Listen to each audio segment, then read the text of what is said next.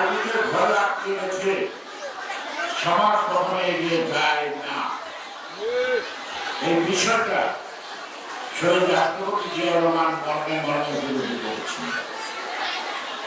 তিনি জাতীয় মহিলা সংস্থা করেছিলেন, তিনি জাতীয় যুব মহিলা সংস্থা করেছিলেন, তিনি মহিলা দল করেছিলেন, মহিলা মন্ত্রণালয় করেছিলেন এবং তিনি এই ধর্মীয় কুসংস্কারকে তোয়াক্কা না করে প্রথম নারীদের গ্রাম প্রতিরক্ষা বাহিনীতে আনেন।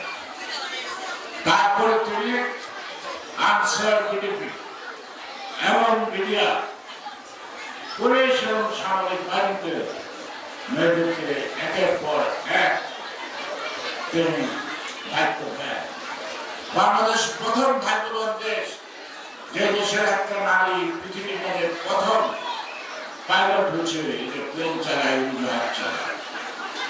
সুতরাং যে নারীদের বন্ধ করে থাকতে হবে, যে নারীদের রান্না বান্না নিয়ে ব্যস্ত থাকতে হবে, সেই নারীরাও কিন্তু এখন সামরিক পোশাক পরে যুদ্ধের ময়দানে সীমান্ত অপেক্ষা।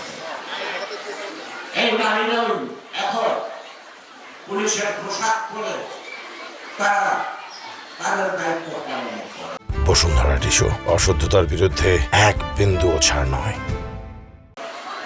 সুতরাং ধর্মীয় কুসংস্কারের বাইরে এসে নারী সমাজের অধিকারের যে দরজা উন্মুক্ত করেছেন তার নাম শহীদ রাষ্ট্রপতি।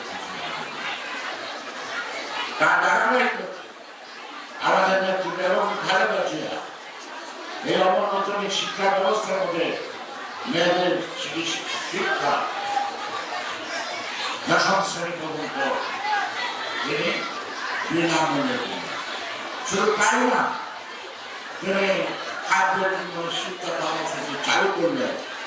অর্থাৎ গরিবের সন্তান তারা যদি এক মাসের ভাতটা সঠিকভাবে পায়, তাহলে তার মা বাবারা ও শিশুকে অবশ্যই নারীটাকে কাজ করতে পারে।